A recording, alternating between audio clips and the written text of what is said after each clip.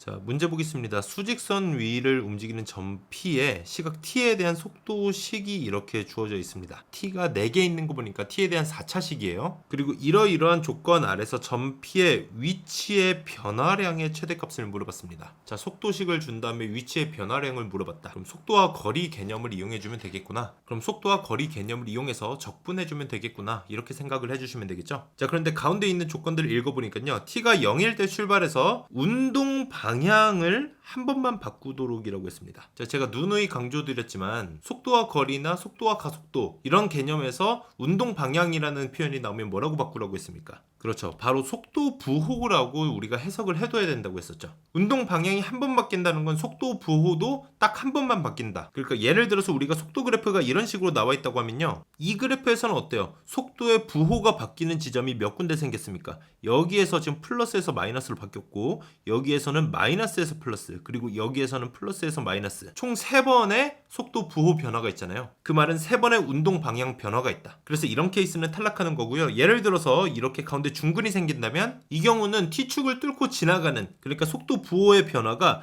여기서만 딱 한 번 생기잖아요. 그래서 이런 케이스는 OK라는 거죠. 이해되셨죠? 그러니까 최고차항 계수가 마이너스인 4참수 개형을 파악을 해봤을 때 이렇게 속도 부호가 딱 한 번만 바뀌는 경우들을 미리 찾아내주는 게 좋다는 겁니다. 그리고 얘네를 봤을 때 0이랑 1에서는 일단 적어도 실근을 하나씩 갖고 여기 있는 A랑 2A 결국 A 값에 따라서 나머지 근이 어디서 생기냐. 근데 A도 어차피 지금 0보다 크거나 같은 수잖아요. 그러니까 4개의 실근이 전부 0 이상에서 생기게 될 건데 이게 이렇게 딱 한 번만 뚫고 지나가려면 적어도 이런 모양처럼 중근을 적어도 하나는 가지고 있어야 된다. 아까 중근이 없이 다 뚫고 지나가는 경우는 제가 보여드렸었죠. 그럼 케이스를 파악할 때 중근을 갖는 경우를 중심으로 파악을 해주시면 되는 겁니다. 자, 그럼 예를 들어서 이렇게 0에서 중근을 갖는 경우 0에서 중근을 갖고 나머지 두 실근이 여기 0보다 큰 데에서 생기는 경우는 어떤 문제가 생깁니까? 이렇게 뚫고 지나가는 속도의 부호의 변화가 2번 생기잖아요.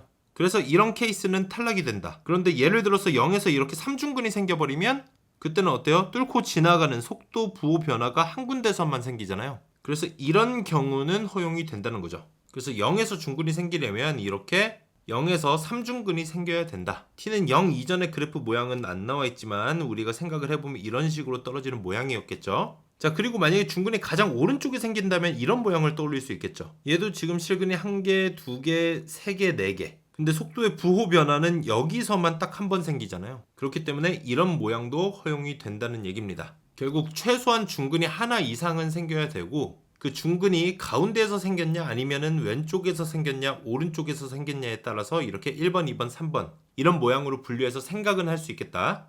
자, 그런데 얘네로 지금 일단 식을 만들어 줘야 되는데 중근을 만들려면 여기 있는 4개의 인수 중에 적어도 2개는 겹쳐야지 중근이 생기는 거잖아요. 자, 그럼 이게 지금 인수가 4개이기 때문에 그 중에서 2개씩 묶어서 겹칠 수 있게 하는 방법. 사실 총 6가지의 경우의 수가 나오겠지만 0이랑 1이 겹칠 수는 없겠죠.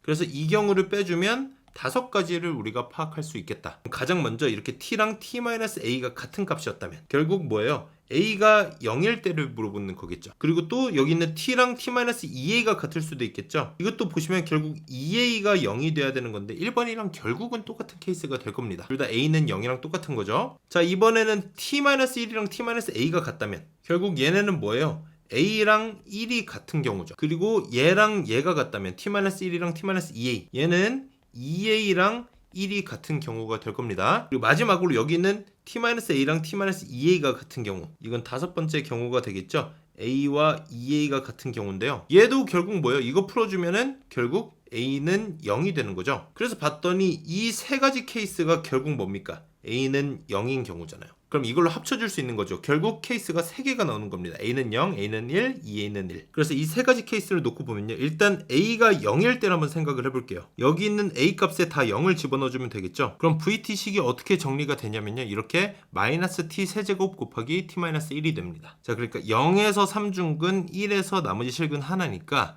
이런 모양이겠죠. 여기서 3중근이 생기고 여기가 1이 되겠죠. 이런 경우에 위치의 변화량을 구해줘야 되는 거잖아요. 그럼 어떻게 하면 돼요? 이런 경우에 t는 0에서 2까지 위치의 변화량을 구해줘야 되는 거잖아요. 그러니까 이 식을 0에서부터 2까지 적분해주기만 하면 되는 겁니다. 그래서 계산을 해보면 마이너스 5분의 12가 나오거든요. 자, 이런 식으로 2번, 3번도 똑같이 계산을 해주시는 거예요. 2번 같은 경우도 a에다가 지금 1을 대입을 해주면요, 이렇게 vt가 마이너스 t 곱하기 t-1의 제곱 t-2, 그러면 0이랑 2에서는 실근 하나씩, 그리고 1에서 중근을 가져야 되잖아요.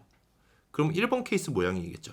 이렇게 0이랑 2에서 실근을 갖고 1에서도 중근을 갖는다. 자, 얘도 마찬가지로 0에서 2까지 위치 변화량, 그냥 0에서 2까지 적분을 해주시면 되는 겁니다. 그래서 계산을 해보면 15분의 4가 나오고요. 이번엔 마지막으로 2a가 1일 때, 결국 a가 2분의 1일 때죠. 이것도 마찬가지로 여기 있는 a에다가 2분의 1을 다 대입을 해주시면 되겠죠. 그래서 정리하면 vt는 이렇게 마이너스 t 곱하기 t-2분의 1, t-1의 제곱이 나옵니다. 이번에는 이렇게 3번 모양이겠죠. 0이랑 2분의 1에서 실근 하나씩, 그리고 1에서 중근. 이것도 마찬가지 0에서 2까지 위치의 변화량. 그럼 얘를 0에서 2까지 적분만 해주시면 되겠죠. 그래서 계산하면 마이너스 15분의 11이 나오는데요. 이 위치의 변화량의 최대값을 물어봤잖아요. 그래서 이 1, 2, 3 중에서 최대값, 결국 정답은 15분의 4, 3번이 되는 겁니다.